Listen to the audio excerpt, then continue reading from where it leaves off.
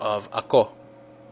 So whenever you're using ako and it's inside, the middle center part of the sentence, it tends to be shortened to ko.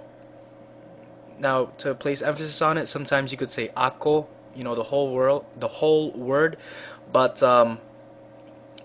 usually it just stays as ko. Okay, let me stop going on tangents here. Back to introducing yourself. So let's say your name is Rob. So you're like, Kumusta ka, Rob? Ah, no, excuse me. Kumusta ka? Unsay mong pangalan? How are you? What's your name? Unsa ang imong pangalan? Unsay mong pangalan? Then you would reply, oh, Rob ko. Or there's another way of saying it. You could say, ako'y Rob. Ako, Rob. You know? Ako si Rob. Ako si Rob. Yeah, it sounds weird to me because I don't usually say that to everybody. Well, my name's not Rob, by the way. But I don't usually introduce myself to everybody like that. Maybe I'm just rude. I don't know. Now, to get an answer back from the other party that you're speaking to, you say, "Ug ikaw, unsay imong pangalan?" And you, what's your name? "Ug ikaw, unsay imong pangalan?"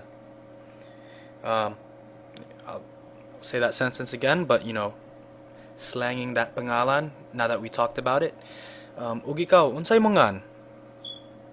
See how much shorter it is? It's a lot faster. But unless you know what ngan meant, then it wouldn't make much sense to say it. But now that you do, you could say it. Alright, now asking about where you're from and where you're going. So if you want to ask where somebody's from, you would just say, Diin ka gikan. Diin ka gikan. Diin is the word for where. Diin, and it's used for people. There's another word for where in Bisaya, which is hain, and that's used for objects. And there's also a third word for where in Bisaya, and it's universal. You could use it for people or objects, and it's asa.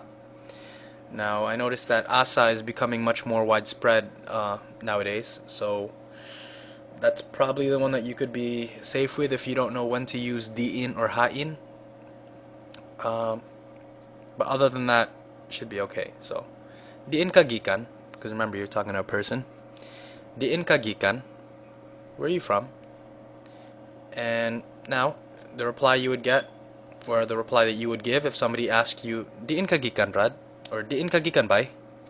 Diin ka gikan bay? Oh, sorry, I'm gonna stop saying bay. I don't usually say that, but I just know it exists. You would say, oh, gikan ko sa, and then you just put your country there. So let's say, I don't know, Canada. Gikan ko sa Canada. And there you go. Now, you're asking, that was asking where you're from. Now we're gonna ask where you're going. Bago ko dire.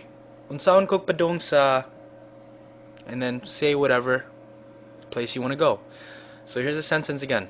Bago ko dire. Unsaon ko padong sa. So bago means new. Ko, remember, particle form of ako, which is I, and dire is here, dire. Sometimes you hear it trilled, so you would get dire or dra. I don't know.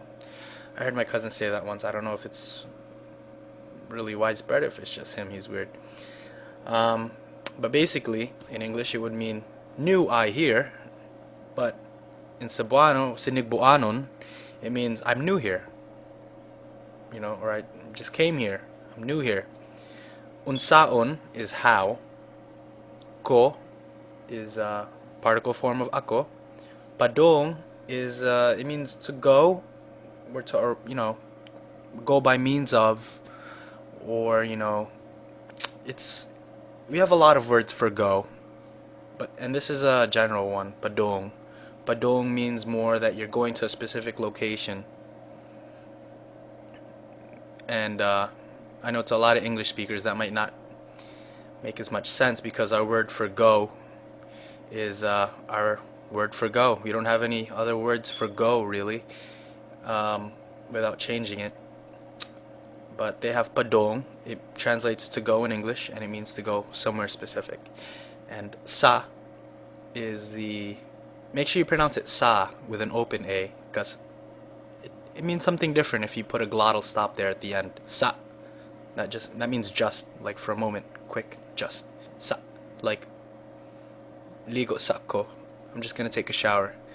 Anyway, backtracking. Sa means two. Simple as that. And it is also a universal preposition. It's a universal word. It's universal for a lot of things.